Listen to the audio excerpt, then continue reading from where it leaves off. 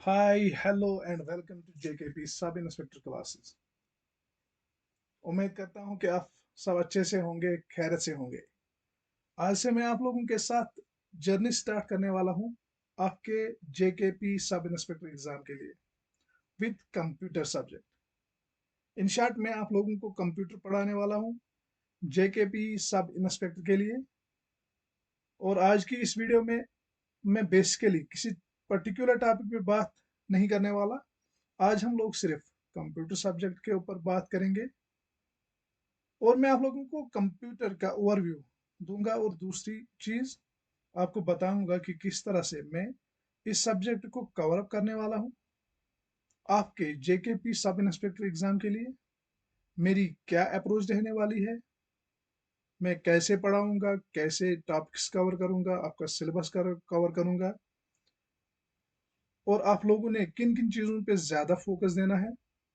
देखो, एक चीज़ मैं बता दूं, कंप्यूटर जो सब्जेक्ट है ये एक प्रैक्टिकल सब्जेक्ट है, लेकिन ज़्यादातर स्टूडेंट्स क्या करते हैं, इसे थ्योरी की तरह पढ़ते हैं और इसे रट्टा मारने की कोशिश करते हैं। इसीलिए कंप्यूटर बहुत सारे बच्चों को आता तो है लेकिन माइंड में क्लियर नहीं होता है, क्वेश्चंस नहीं कर पाते हैं। लेकिन मैं आपसे एक बात कहता हूं कि मैं जो भी पढ़ाऊंगा प्रैक्टिकल पॉइंट ऑफ व्यू से पढ़ाऊंगा, विथ इमेज के थ्रू पढ़ाऊंगा। यानी मैं जो भी पढ़ाऊंगा वो आपको समझ में आ जाए। सबसे पहले हम टॉपिक्स को कवर करेंगे और फिर साथ साथ में हम इस पर्टिकुलर टॉपिक के जितने भी एमसीक्यूज है वो भी करेंगे। इससे ये फायदा होगा, एक तो आपका क्लियर टॉपिक होगा और अगर किसी ने कंप्यूटर पढ़ा हो या कोई बिगनर हो, दोनों को फायदे मिलने वाले हैं। तो चलिए, ये मेरी थोड़ी सी अप्रोच थी कि किस तरह से हम पढ़ेंगे। नेक्स्ट, आपको आप अब हम बात करेंगे कंप्यूटर सेक्शन के बारे में। सबसे पहले हम अगर जेकेपी सब इंस्पेक्टर के सिलेबस पे नजर डालते हैं तो ये चार हिस्सों में डिवाइड किया हुआ है। सबसे पहले जो हम बात करने वाले हैं कंप्यूटर बेसिक्स की, जिसे आप बेसिक्स ऑफ कंप्यूटर यानी कंप्यूटर बेसिक्स जो सबसे पहला टॉपिक दिया गया है, इसे हम किसी भी नाम से जान सकते हैं। जैसे कि हम इसे कंप्यूटर फंडामेंटल ऑफ कंप्यूटर्स भी कह सकते हैं, बेसिक्स ऑफ कंप्यूटर्स भी कह सकते हैं या इंट्रोडक्शन टू कंप्यूटर्स भी बोल सकते हैं। इन सब का मतलब है कंप्यूटर की बुनियादी बातें। यानी कंप्यूटर की बुनियादी बातें जो है वो क्या है।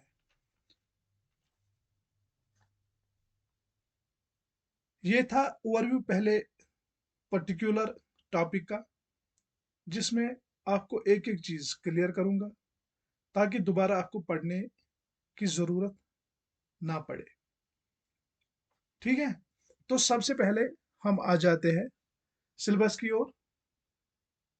देख लेते हैं कि सिलेबस में क्या क्या रखा हुआ है। कंप्यूटर बेसिक्स जो मैं अभी बोल रहा था आपको कि आप इसे बेसिक्स ऑफ कंप्यूटर भी कह सकते हैं, फंडामेंटल्स ऑफ कंप्यूटर भी कह सकते हैं या इंट्रोडक्शन ऑफ कंप्यूटर्स भी कह सकते हैं। देखो, होता क्या है, सबसे पहले हम ये एक एक करके थोड़ा सा ओवरव्यू करेंगे, इस पे थोड़ा सा जान लेंगे कि ये ऑर्गेनाइजेशन कंप्यूटर्स होता क्या है, ये central processing unit, input output devices, computer memory, थोड़ा, ताकि आपको बाद में जब आप क्लासेस स्टार्ट करोगे, अच्छे से स्टार्ट करोगे, तो आपको कोई डाउट ना रहे। ऑर्गेनाइजेशन ऑफ कंप्यूटर्स जो होते हैं ना, ये होता क्या है, ये होता है कि हाउ टू मैनेज कंप्यूटर। ठीक है, components of computer means such as, जो इसमें इनपुट डिवाइसेस होते हैं, आउटपुट डिवाइसेस होते हैं।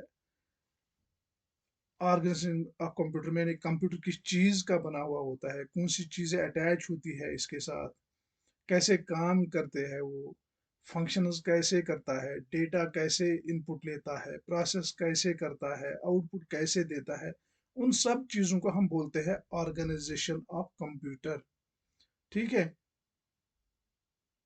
नंबर सेकंड जो इसमें है सेंट्रल प्रोसेसिंग यूनिट, सीपीयू, जिसे हम बोलते हैं ब्रेन ऑफ कंप्यूटर भी। जैसे एक ह्यूमन ब्रेन होता है, देखो बच्चों एक एग्जांपल देता हूं मैं। हमारे दिमाग में बहुत कुछ रहता है, बहुत कुछ चलता है, जैसे कि फ्यूचर में हमें क्या करना है, पास्ट में हमने क्या किया है, अच्छी चीजें बुरी चीजें जो भी हम सोचते हैं वो हम थ्रू ब्रेन सोचते हैं और फिर उसी हिसाब से उस पर एक्शन भी करते हैं। यानी अगर अच्छी चीज हम दिमाग में सोचे तो अच्छा ही करेंगे, गंदी चीज हो तो हम गालियां गलौज भी निकालते हैं। तो जरूरी बात है दिमाग पे जो हमने रखा है, जो हमने बात डाली है, वही बात हम आगे प्रोवाइड करते हैं। इसी तरह कंप्यूटर में होता है सीपीयू, सेंट्रल प्रोसेसिंग यूनिट, जिसे हम बोलते हैं ब्रेन ऑफ कंप्यूटर, जो रेस्पॉन्सिबल होता है कैलकुलेशंस के लिए। यानी कैलकुलेशन जितनी भी होती है वो इसी सीपीयू ब्रेन ऑफ कंप्यूटर में होती है।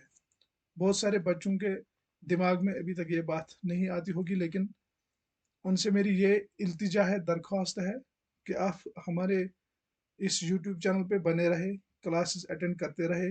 इंशाल्लाह आगे जितने भी हमारे टॉपिक्स होंगे वो क्लियर होंगे, ए टू जेड क्लियर होंगे, एक एक करके क्लियर होंगे, किसी चीज़ की दिक्कत नहीं होगी उसमें। बस आपको थोड़ा सा ध्यान, अपना ख्याल यहाँ रखना है। Number third, input output devices. इसमें जैसे कि keyboard, mouse, joystick, monitor, printer.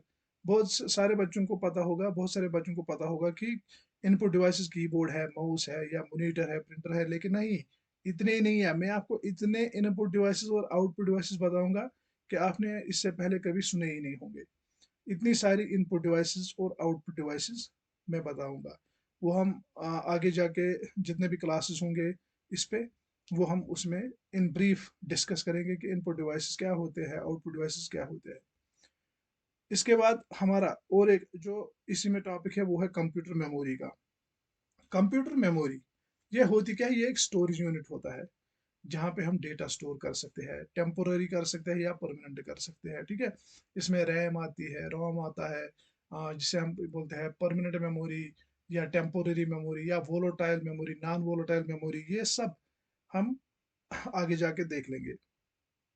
इसके बाद आता है मेमोरी ऑर्गेनाइजेशन। मेमोरी ऑर्गेनाइजेशन में मेमोरी के डिफरेंट पार्ट्स जैसे होते हैं RAM, ROM, hard drive, CDs, DVDs, floppy drives जो पुराने कंप्यूटर्स में यूज होते थे। इन सब पे रोशनी डालेंगे, एक एक करके हम इन सब को पढ़ेंगे। इसके बाद हमारे आते हैं बैकअप डिवाइसेस।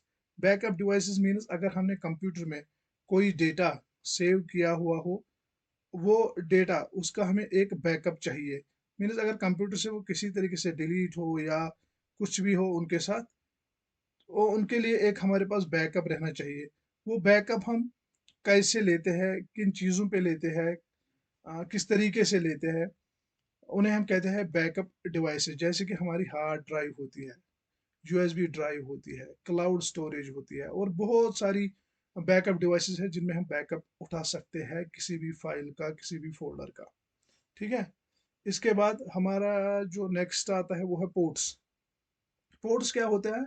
ये एक पॉइंट होता है जिसके जरिए हम कनेक्ट करते हैं peripheral devices like mouse, keyboard, monitor, speaker, किससे? कंप्यूटर के साथ, जो हम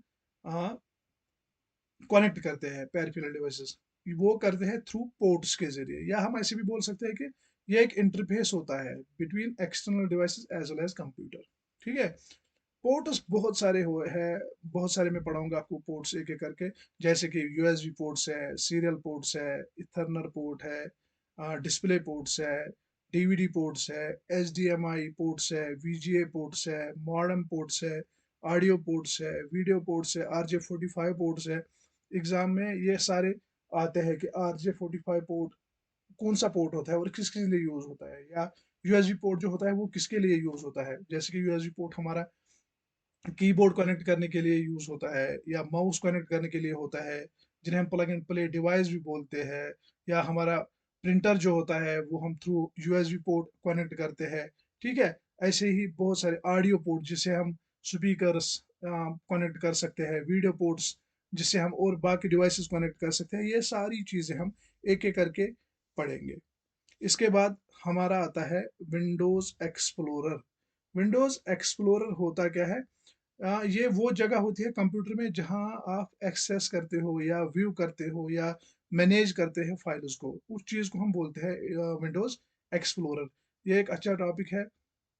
इसमें भी क्वेश्चंस आते हैं कि विंडोज़ एक्सप्लोरर से हम क्या कर सकते हैं, कैसे कर सकते हैं, तो ये भी हम इन ब्रीफ आगे जाके पढ़ेंगे। इसके बाद और एक टॉपिक है कीबोर्ड शॉर्टकट्स। बहुत सारे कीबोर्ड के शॉर्टकट्स है, ए से लेके जेड तक। उसके अलावा भी कुछ शॉर्टकट्स है, वो भी हम आगे जाके पढ़ेंगे। तो इसके बाद जो हमारा टॉपिक है वो है सॉफ्टवेयर। सॉफ्टवेयर में है हमारा Windows operating system. Operating system यानी जिसके थ्रू हम कंप्यूटर को चलाते हैं। जब तक ऑपरेटिंग सिस्टम ना हो, यानी कि रूह कंप्यूटर की, जब तक रूह कंप्यूटर की ना हो तब तक हम कंप्यूटर नहीं चला सकते हैं। Basics of Microsoft office. देखो ये माइक्रोसॉफ्ट ऑफिस, इसका नाम क्यों रखा गया है? माइक्रोसॉफ्ट एक कंपनी है जो डेवलप करती है, जो प्रोवाइड करती है हमें सॉफ्टवेयर्स। और ये जो माइक्रोसॉफ्ट कंपनी है, ये किसकी है? ये है बिल गेट्स। जो वर्ल्ड रिचेस्ट पर्सन है बिल गेट्स, ये उसी की कंपनी है, बिल गेट्स की। ये उसी की कंपनी है माइक्रोसॉफ्ट। इसका काम है सॉफ्टवेयर्स बनाना और प्रोवाइड करना अपने कस्टमर्स को, जितने भी कस्टमर्स है वर्ल्ड वाइड थ्रू कंप्यूटर के। तो ये सब वो सब चीज़ें प्रोवाइड करता है। इसके बाद इसी में ये वर्ड, एक्सेल, पावर पॉइंट, ये पहले अलग अलग आते थे। माइक्रोसॉफ्ट वर्ड अलग आता था, माइक्रोसॉफ्ट पावर पॉइंट अलग आता था, फिर एक्सेल अलग आता था।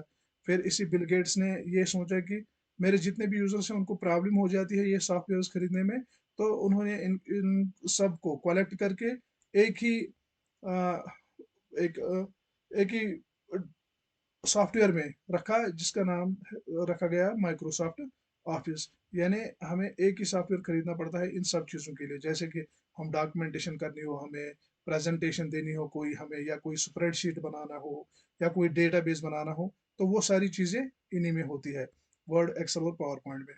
इसके बाद वेब ब्राउजिंग और searching. Web browsing and searching.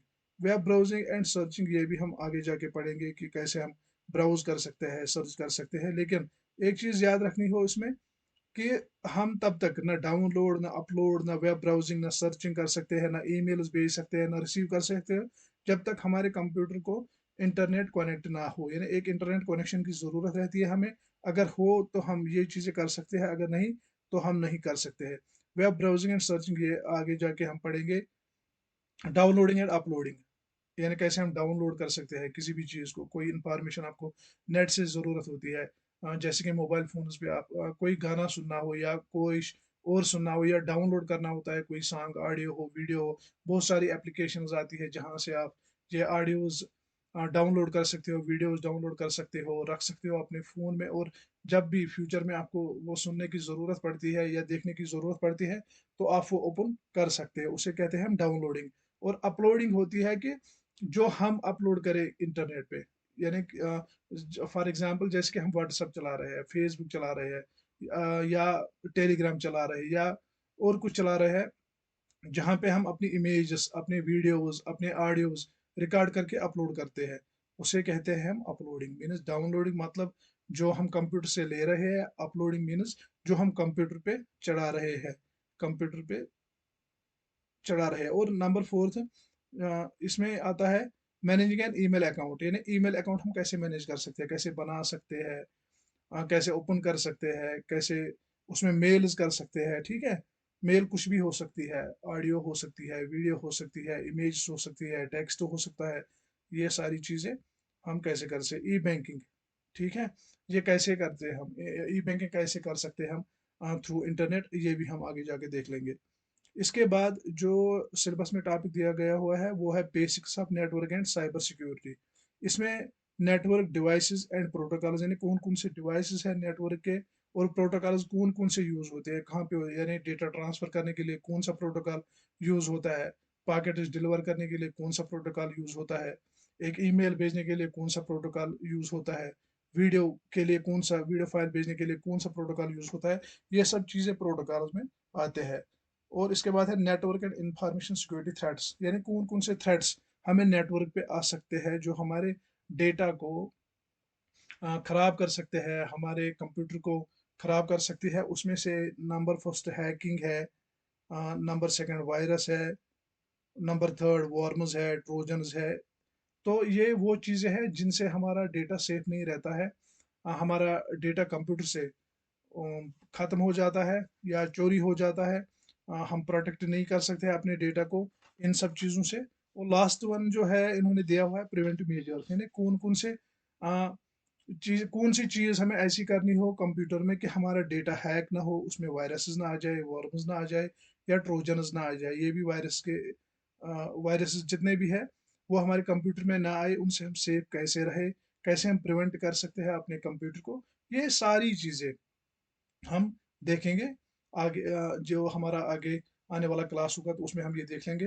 तो आज का लेक्चर आपको कैसा लगा ये ज़रूर बताइएगा, या अगर आप मुझको कोई फीडबैक देना चाहते हो तो कमेंट सेक्शन में ज़रूर बताइएगा। बाकी मिलते हैं नेक्स्ट वीडियो में, तब तक के लिए खुदा हाफिज़, बाय बाय, अल्लाह हाफिज़।